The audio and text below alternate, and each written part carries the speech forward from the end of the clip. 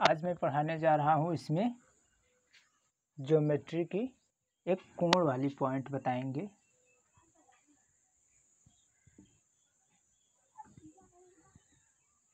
कोण, रेखा एवं कोण।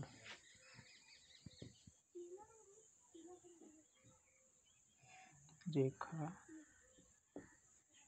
एवं कोण, ये चीज। रेखा और कोण में जो होता है मैथ में, रेखा और कोण के बारे में आज मैं पूरा बेसिक से बिल्कुल अच्छे से सभी बच्चों को मैं ये पढ़ाने जा रहा हूँ। और इसमें क्या होगा कि जो स्टैंडर्ड क्लास का बच्चा होगा वो भी, जो 6, 7, 8 में या जो वनडे एग्ज़ाम की शुरुआत कर रहा है, उन सभी बच्चों के लिए मैं बहुत अच्छे से पढ़ाने जा रहा हूँ। और इस वीडियो को तो आप जब देखेंगे तभी जान पाएंगे। तो इससे पहले कि मैं कुछ और बताऊं, मैं शुरू करता हूं अपनी टॉपिक को।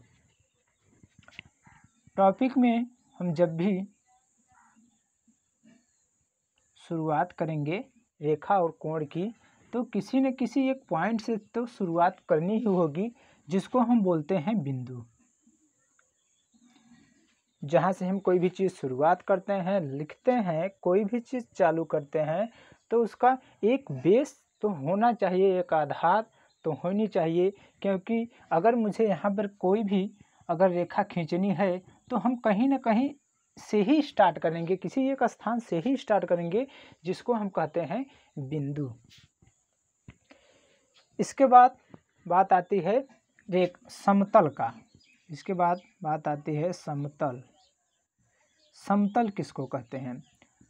समतल उसको कहते हैं जिसको हम 2D बोलते हैं, 2 डायमेंशन। उसमें लंबाई और चौड़ाई होती है। इसकी परिभाषा के रूप में अगर हम कहें तो इसमें होता है जैसे कि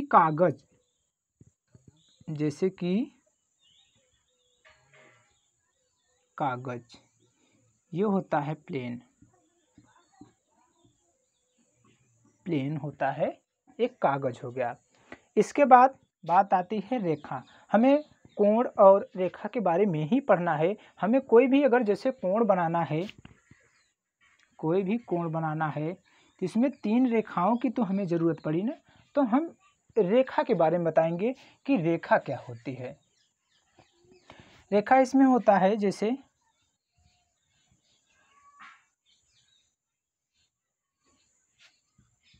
ये एक लाइन है। अगर हम इस लाइन को ऐसे ही छोड़ देते हैं तो इसे रेखा नहीं बोलेंगे, क्योंकि इसकी अब बढ़ने की कोई उम्मीद, अब कोई भी आसार नहीं दिख रहा है, जिसकी वजह से ये अभी रेखा नहीं हुई। रेखा में क्या होता है कि दोनों तरफ रेखाएं बढ़ाई जा सकती हैं। रेखा जो होती है वो इनफाइनाइट या बहुत दूर तक या इनफाइनाइट दूरी तक बढ़ाई जा सकती है। इसलिए रेखा में हमेशा दोनों तरफ एरो का साइन होना बहुत ज़रूरी है, जिसकी वजह से रेखा इधर भी बहुत दूर तक ले जाई जा सके और इधर भी इसे बहुत दूर तक ले जाई जा सके। इसको हम कहेंगे रेखा। आगे भी देखना, हम केवल ऐसे खींच देने से ये रेखा नहीं हो जाती। रेखा की जो बात आएगी तो उसमें ये परिभाषा काम करेगी कि उसमें एरो का साइन बहुत इंपॉर्टेंट होता है। अब जैसे एरो का साइन इंपॉर्टेंट का मतलब क्या होता है कि अगर हमने इसको खींच दिया, एरो लगा दिया, तो क्या कुछ तो दर्शा रहा है ना कि ये रेखा किधर बढ़ेगी या किधर नहीं बढ़ेगी, कुछ तो दर्शा रही है। इसको अगर ऐसे देखेंगे तो लोग यही बोलेंगे कि इस तरफ आगे बढ़ने का संकेत दे रही रेखा। अब इस तरफ आगे बढ़ने की नहीं संकेत दे रही है, तो सिर्फ अगर यहाँ पर हम सिर्फ केवल लाइन ऐसे खींच देते हैं तो क्या यह इधर भी नहीं बढ़ेगी, इधर भी नहीं बढ़ेगी, तो क्या लाइन एक सीमित हो जाएगी क्या? तो लाइन जो सीमित हो जाएगी, इसलिए हम इसको कहेंगे कि ये रेखा है। ये जो है इसको बोलते हैं रेखा। आगे बात आती है अब रेखाखंड।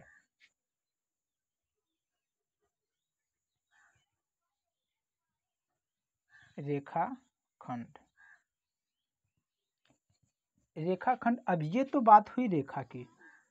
रेखा इनफाइनाइट होती है, इसके बीच में कोई 2 पॉइंट होती है। जिसकी एक निश्चित दूरी होती है।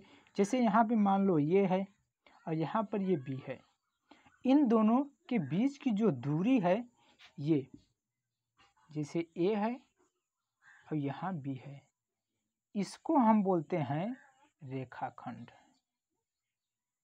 रेखाखंड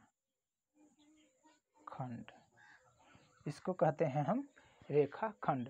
ये पूरी चीज़ जो होती है वो रेखाखंड कभी भी बढ़ाया नहीं जाता, क्योंकि वह एक खंड है, एक टूटा हुआ भाग है, एक जैसे बड़ी लाइन है उससे निकाला हुआ चीज़ होता है जिसको हम खंड कहते हैं। यानी कि वो रेखा कटखंड माने बांटना, अलग अलग पार्ट में बांटना होता है, तो इसको कहते हैं हम रेखाखंड। इसके बाद आती है बात किरण की। क्या होती है बात? किरण।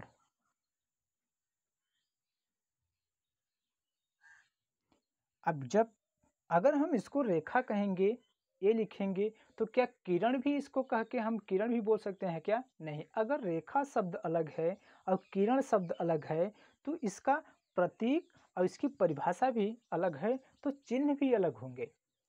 तो जो किरण होती है उसकी एक बात तो फिक्स है कि वो एक तरफ से निकलती है। किरण की परिभाषा यही है कि किरण हमेशा एक तरफ से निकलेगी। जैसे कि हम टॉर्च जलाते हैं, फोकस मारते हैं, तो टॉर्च की जो प्रकाश की किरण निकलती है, रेखा निकलती है, वो एक तरफ से होती है, जिसको हम कहेंगे किरण, और ये होता है रेखा। ये बात हुई हमारी ये बिंदु हमने बताया। इसके बाद समतल क्या होता है? एक प्लेन कागज होता है, इसे बताया। रेखा क्या होता है? रेखा और रेखाखंड में अंतर बताया, और रेखाखंड होता क्या है हमने इसको बताया। इसके बाद बात आई है किरण की। इन सारी चीज़ों का हम कोण में उपयोग करेंगे, इन सारी चीज़ों का हम कोण में उपयोग करेंगे, इसलिए इस चीज़ को मैं बता रहा हूँ। प्रत्येक बच्चा इसको ध्यान से देखे और ध्यान से इन चीज़ों को समझे और अपनी कॉपी में नोट करें, क्योंकि ये सारी चीज़ें एक बार आपकी कॉपी में अगर नोट हो जाती हैं तो रिवीजन करने में बहुत आसानी होगी, बहुत कम समय में। और मैं सिस्टमेटिक ढंग से तो पढ़ा ही रहा हूँ और जल्दी से और सिस्टम से आपके समझ में आएगा। इसको थोड़ा सा मैं मिटाता हूँ। इसके बाद मैं कोण के बारे में आपको बताता हूँ कि कोण कितने प्रकार के होते हैं और कैसे कैसे उसमें सवाल बन सकता है। ये सारी चीज़ें हम आपको इसमें बताते हैं। इसको मैं मिटाता हूँ। इसको मिटाने के बाद मैं कोण के बारे में बताऊंगा। तो इसको थोड़ा मिटा देते हैं।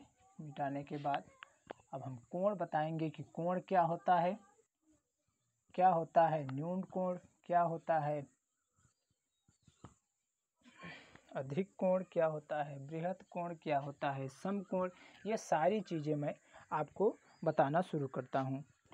कोण में क्या होता है कि इसमें जैसे कि कोण,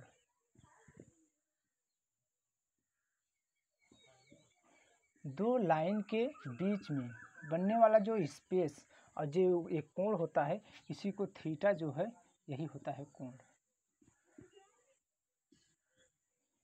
दो लाइन के बीच में, दो लाइन के मिलने से एक बिंदु से दो रेखाएं निकलती हैं और इन दो रेखाओं के बीच, अब देखिए ये चीज़ है, ये किरण है, ये क्या है किरण है, ये एक बिंदु से और निकलती हैं, ये बहुत दूरी तक जा सकती हैं। इसको हम बढ़ा सकते हैं। अगर रोक देते हैं तब एरो का साइन नहीं होगा, एरो का साइन नहीं होगा। अगर इसको हमें बढ़ाना है तो हम एरो का साइन लेंगे। किरण की हमें ज़रूरत पड़ती है दूरी निकालने के लिए। तो ये होता है कोण। कोण के बाद अब कोण, जैसे कोण कई प्रकार के होते हैं। कोण कितने प्रकार के होते हैं? कई प्रकार के होते हैं, और जो होते हैं वो सारी चीज़ें हम आपको इसमें बता रहे हैं। सबसे पहले होता है न्यून कोण। न्यून कोण, न्यून कोण जो होता है वो न्यून कोण हमेशा, जैसे कि ये है थीटा, न्यून कोण हमेशा 90 अंश से कम होता है। न्यून कोण जो थीटा का मान होता है वो 90 अंश से कम होता है, जिसको हम कहते हैं न्यून कोण।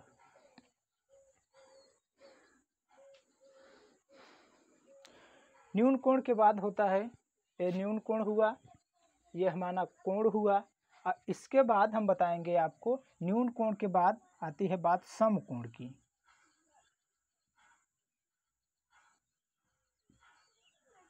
समकोण, समकोण जो होता है वो हमेशा 90 अंश का होता है। समकोण हमेशा कितने अंश का होता है?